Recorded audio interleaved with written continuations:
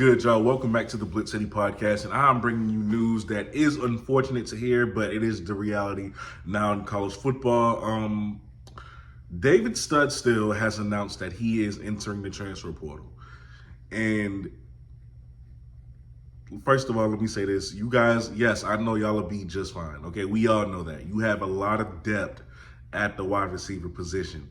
However, David Studstill was a guy who I really wanted to see this year, because for the past 2 years, David Studstill has flashed greatness. He's flashed great hands. He's flashed great route running ability. Like he was just showing flashes every chance that he got. And this was going to be the year that you were going to see a lot more of him. And now he's in the portal. I don't understand why.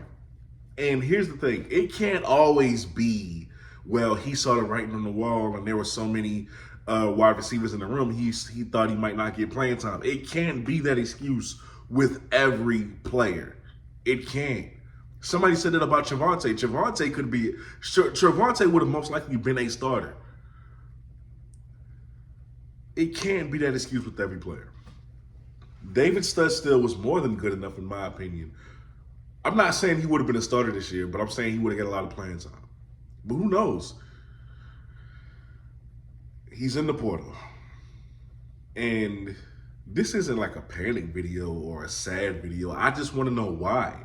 And at this point, my concern, my genuine concern is that these guys do not die in the portal. That is my only concern with bringing y'all this. Number one, this is just to let y'all know, hey, you don't have Studstill anymore. That's that. But my genuine concern is I hope he doesn't die in that portal, man. I hope he does not die in that portal.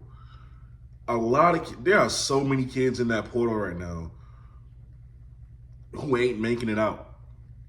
Who ain't going to make it out or barely going to make it out. And I don't want to see Studstill end up like that. Now, from what people have been saying, TC is telling, he told guys, you can leave, but as far as coming back, that's not going to happen. So if this is true, and Studstill is leaving, and he can't come back if he doesn't get an offer, that's going to be very unfortunate, because that young man is too talented. He's too talented. And if he does get an offer, and it ends up being Division II or something like that, I'm going to be even more upset with him, because he's the Division I talent. I pray David Studstill lands on top. But sooner or later, we have to have a conversation about this portal. And if it's a good or bad thing for college football. We have to have this conversation. Somebody needs to advise these guys. And honestly, maybe Studstill has it all figured out.